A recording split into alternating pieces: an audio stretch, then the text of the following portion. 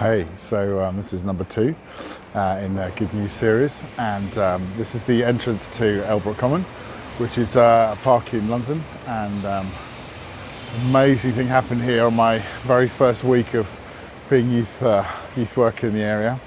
And that morning, God had given me this word about going out, and that I would share gospel with a policeman, and that he would do amazing things and show me what he was going to do in my time as youth pastor here. And about an hour after getting that image from God, I got a phone call from our local police officer who invited me to go and see with him in the police precinct, and that afternoon. So I thought, great, this is all in line with what the Lord had said. So I went, and he got a bit delayed, and so I ended up sitting in his office and sharing and what happened in my life and what I've seen God do with a couple of his police officers who were so hungry that he ended up asking me who Jesus was and how you can get to know him.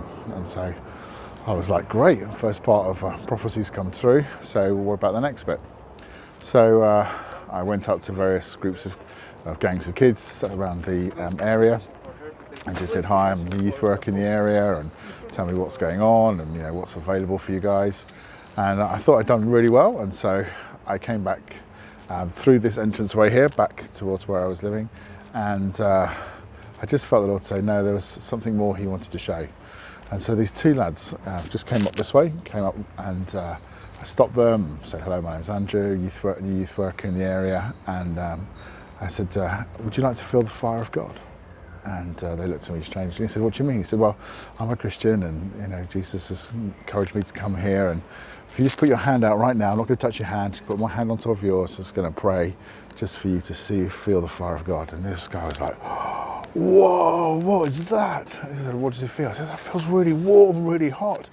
And so, yeah, so that's Jesus, and and this is what he's sharing me about you, about how that you've got a real leadership gift, and he's called you to lead others, and a few other details about his life. And he was just blown away, and his friend was really blown away, so I got to pray for him.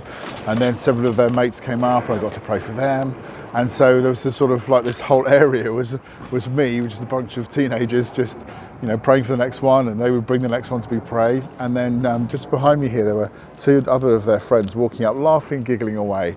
And two girls, they got within about 10 feet of where we are, and this one girl just stopped, she froze and started shrieking, and like completely unexplainably. So they brought her to where we were seeing God do stuff, and the Lord showed me, and I was still learning about etiquette and prophecy then, but the Lord showed me that she'd been attacked 2 weeks ago and she'd not told anyone about it.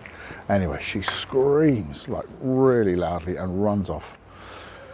And about 10 minutes later she came back, and she was standing there where we all were, just shivering away, and she goes, that's true, nobody knows that I got attacked by this guy. And I got to pray with her, and on the back of that she ended up going to the police, and the guy got arrested. And the teenagers in the time there were like, why are you here, what are you doing here? And I was like, that's a good question.